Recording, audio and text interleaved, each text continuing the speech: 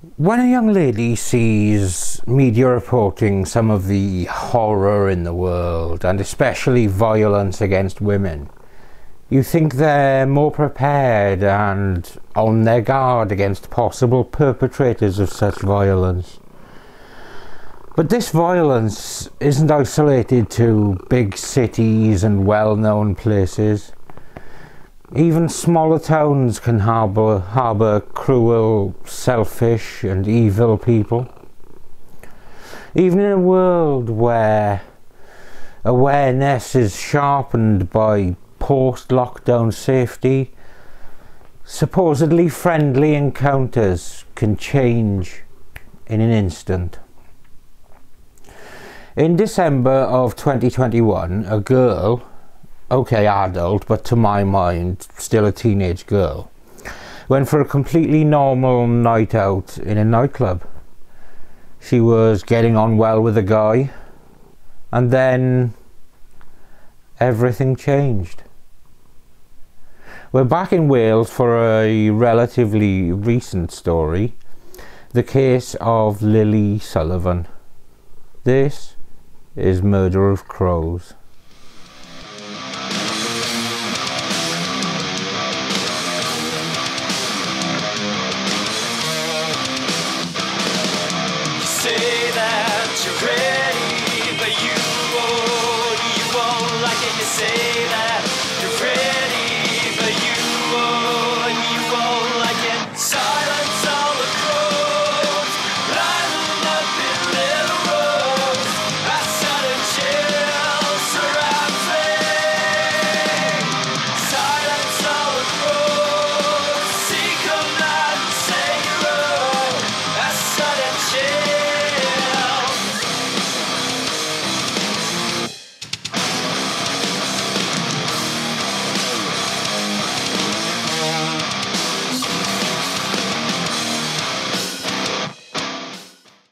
Any prospective parent, especially a mother who has suffered the pain of a miscarriage, will know the emotional toll and damage it can do.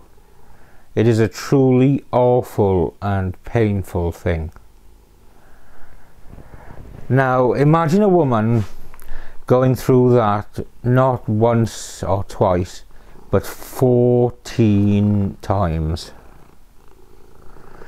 Anne Sullivan was so desperate to be a mother that she was willing to suffer the emotional roller coaster that would have undoubtedly come with such an ongoing struggle to carry a baby to full term.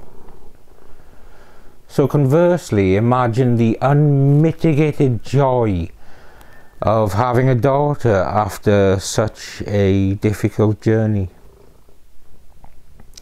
Lily Sullivan was cherished beyond measure by the mother who thought she would never be a mother.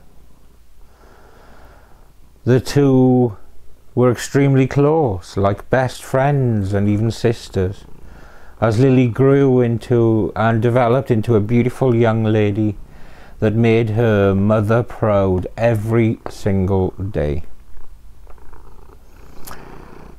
They lived in Pembroke, among the towns and villages of the remarkable rural landscape of West Wales, which contains such geographical gems as St David's Cathedral, Folly Farm Zoo and Park, the Blue Lagoon at Aberystwyth, and in fact the whole of the Pembrokeshire coast has been declared a national park in its own right. As an optimistic 18-year-old, Lily was certainly looking forward to a future where women could be safer and feel more respected.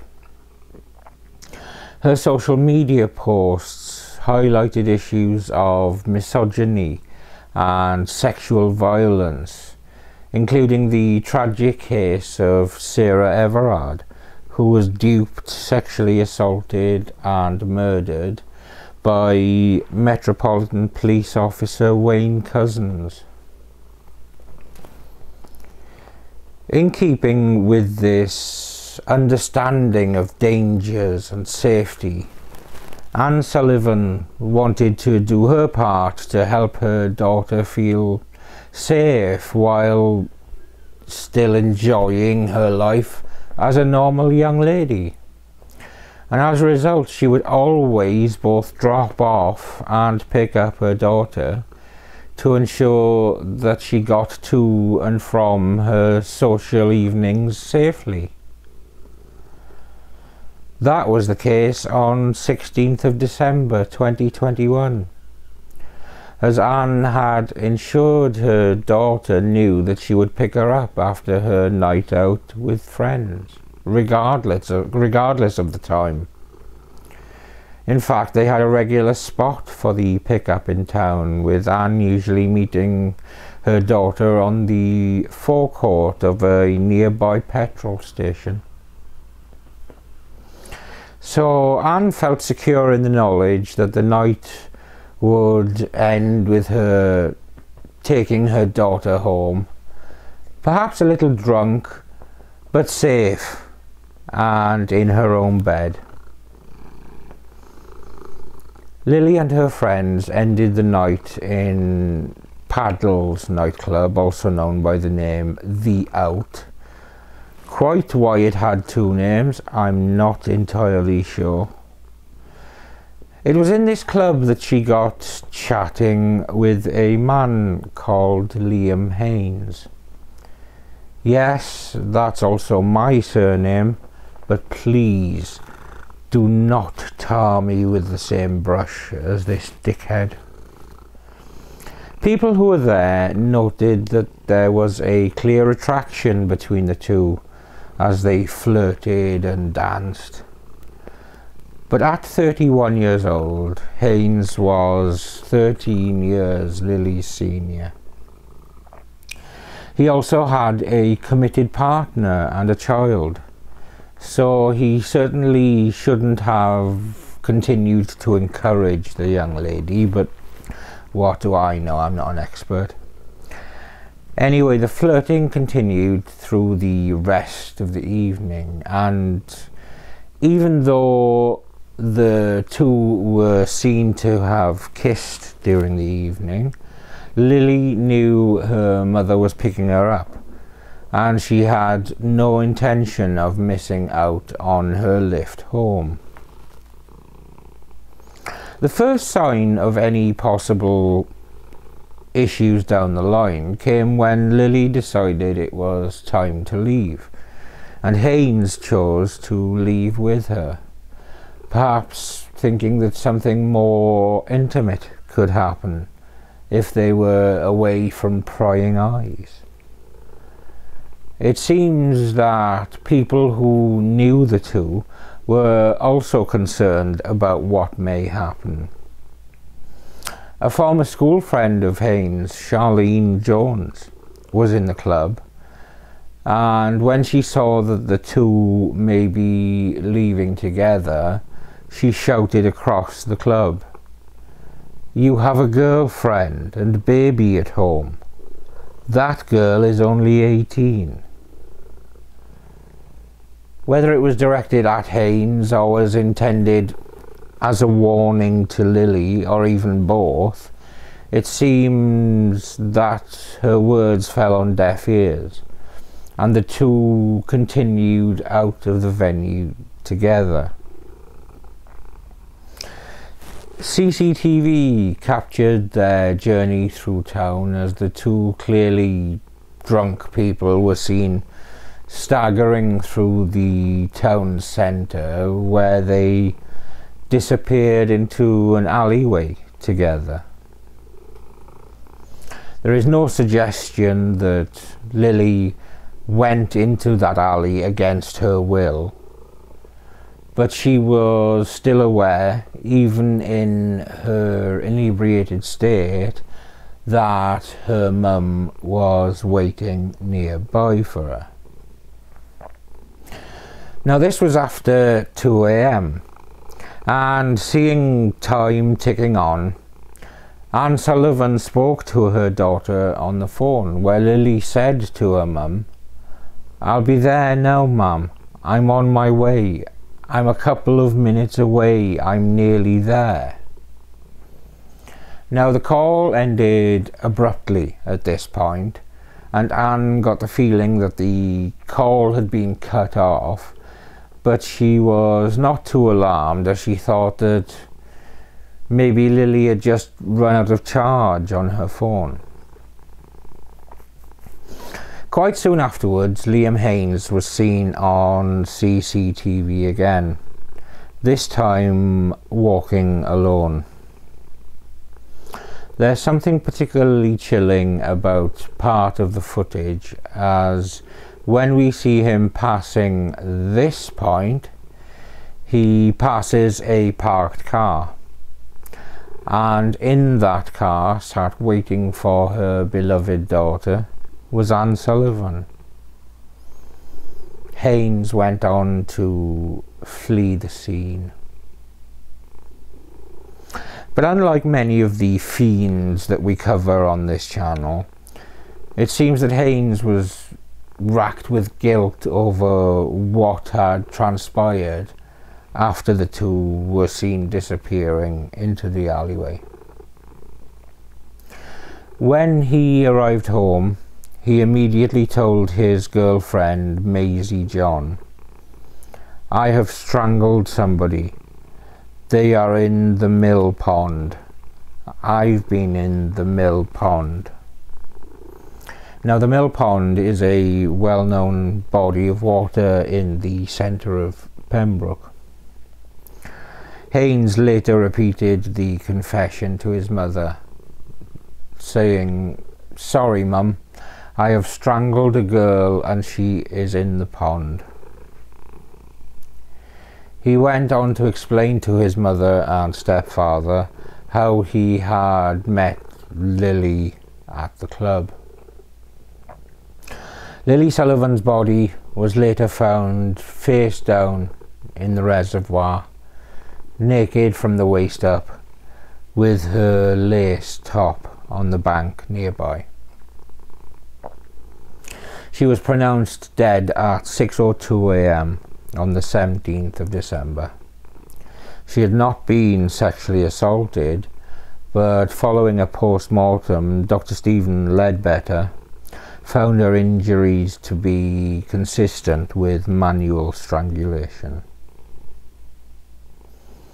From information gleaned after the fact, though this is based on and extrapolated from Haynes' own account of the incident, it seems that Lily had cut their petting session short because she knew her mum was waiting for her, and Haynes was frustrated at hearing her tell her mother she was on her way, and proceeded to attack her, cutting her phone call short. Yet another example of a man not wanting to be told no. By his telling of the incident, she threatened to tell people that he had raped her, and the attack was his way of silencing her. But if this was true, or just his way of making the attack marginally more acceptable by casting Lily as the villain, will never be known. What was clear after the fact was the absolute devastation within the life of Anne Sullivan after losing her cherished daughter. Thoughts which were crystallized when she gave a victim impact statement at the end of the court proceedings. The substantive hearing of the case in front of Judge Paul Thomas QC took place in July 2022. Haynes admitted murdering Miss Sullivan, but denied sexual misconduct. After a trial of facts, Judge Thomas concluded Haynes had killed the teenager after she rebuffed his sexual advances. It is clear that Lewis Haynes wanted to ensure that Lily died. His intention was to silence her, the judge said. He didn't want anyone to know what had happened in the lane. I am sure, however, having been in that lane for some time with Lily and having had intimate contact with her up to a point, Lily decided that she was going to meet her mother and go home. She made it clear from the phone call, if nothing else, to her mother that she did not want the intimacy between her and Lewis Haynes to go as far as sexual intercourse. Fueled as he was by drink, I am sure that Lewis Haynes was frustrated by this, because he had expectations and hopes that it would go further. Haynes claimed Miss Sullivan threatened to accuse him of rape, and he did not want his partner and family to find out. The judge said his account of her threatening to tell people what he had done to her does in fact have an element based in truth about it. The court heard that Haynes had a great deal to lose because he was in a relationship and had a daughter and had therefore wanted to silence Lily. The judge said Lewis Haynes struck Lily on several occasions. That was done with significant force. He then strangled her, probably to death, before putting her in the mill pond where she would not be easily seen at night in the murky water. I do not accept that he went into the water to save Lily. If he went in, it was to put her there and not to pull her out. His intention was to silence her. He had a phone with him at all times. He was close to the main street, albeit late at night. He passed many houses. The judge also said that the location of Lily's phone and jacket was significant. I find she did not leave those voluntarily at that spot.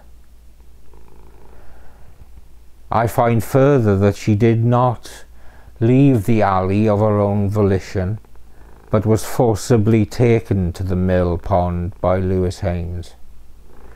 Her body, when recovered, was naked from the waist up. Her skimpy top was found slightly damp on vegetation near the mill pond. I come to the conclusion she was not wearing that top when she went into the water. If she had been, it would have been completely saturated. I find it was removed from Lily against her will by Lewis Haynes.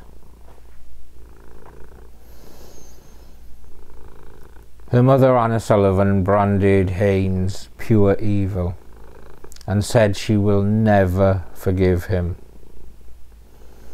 In a powerful victim impact statement read to the court by William Hughes QC, the prosecutor, she said, "The events of the night Lily died go over in my mind constantly, and I wake up in the night picturing Lily in the water, wondering if she knew what was happening, if she was scared. I wish I had stopped Lily going out that night. I picture the male responsible for Lily's death, who I saw by the garage, and wish I'd confronted him, knowing I was that close to her. I wish I'd gotten out of my car and walked. I will always wonder if I could have saved her." She called her only daughter beautiful inside and out,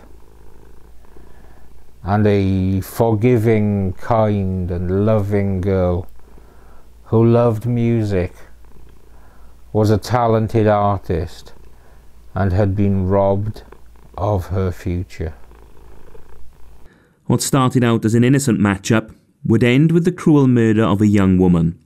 In the days leading up to Christmas last year, 18-year-old Lily Sullivan partied with friends at this nightclub in Pembroke. Inside, she'd meet 31-year-old Lewis Haynes. Despite having a partner at home, Haynes was captured on CCTV heading toward a nearby lane with Lily after they left the club in the early hours of the morning. Lily would speak to her mum on her mobile phone just before 3 a.m. and agreed to be picked up. But the court heard that call ended abruptly, and a short while later, a witness heard a woman scream. The judge in this case concluded that Lewis Haynes wanted sex that night, something that Lily did not, although Haynes was willing to use deadly force. Lily's body was discovered in water in an area known locally as Mill Pond at around 4 a.m. She was naked from the waist up. The top she had been wearing found nearby on the water's edge. She had been punched and strangled to death. Haynes claimed he murdered Lily after losing control when she accused him of rape. The judge in his trial dismissed his story, saying Haynes had killed Lily to silence her. He sentenced Haynes to life in prison, with a minimum term of 23 years. The violent and predatory actions of Lewis Haynes took the life of Lily during an attempt to satisfy his own needs. Lewis Haynes passed numerous opportunities to seek help when fleeing the scenes of his crime. These cruel actions have changed the lives of those who knew Lily and the close-knit community of Pembroke. The life sentence handed down today to Lewis Haynes ensures he will not be able to freely harm others in the community. In court, a statement from Lily's mum, Anna Sullivan, was read out. In it, Anna said Lily was a typical teenage girl with so much to look forward to. Her life was just starting. She had been robbed of her future. The pain of Lily being taken from her family is unbearable. The awful way in which Lily's life was taken could not be further from the kind and loving girl that she was. My life is on pause until it's my time, and then we can be together. As that statement was read out, Lewis Haynes sat in the dock crying with his head in his hands. And then as Haynes was led away to the cells to start his life sentence, the frustration of Lily's friends and family in the public gallery could no longer be contained. "Monster, rot in hell," they shouted. Dean Thomas Welch, ITV News at Swansea Crown Court. In August of 2022, Haynes was handed a life sentence with a minimum term of 23 years and 4 months. The starting point for the sentence was 30 years, and he eventually received 23 years, being given credit for a guilty plea and the fact that there were no premeditated circumstances in the murder. Miss Sullivan's family and friends shouted, "Rot in hell," and "Monster," at Haynes as he was taken down to the cells. Damn right. What a rotten fucker. So there ends the case of Lily Sullivan, a young lady with her life ahead of her, who was stolen away by a man not getting his way and afraid of the consequences of his actions. A coward with no care for anyone but himself. This video is of course dedicated to that beautiful young lady, and I can only hope her family and friends have found a way to cope with this devastating loss. Thank you for watching another episode of Murder of Crows. I'm Steve. This is Samson, who evidently has forgiven me for whatever I did wrong for the last episode where he decided he wasn't going to make an appearance. But yes, I'm Steve. This is Samson, who is trying to be all cute, I think. And we will see you when we see you.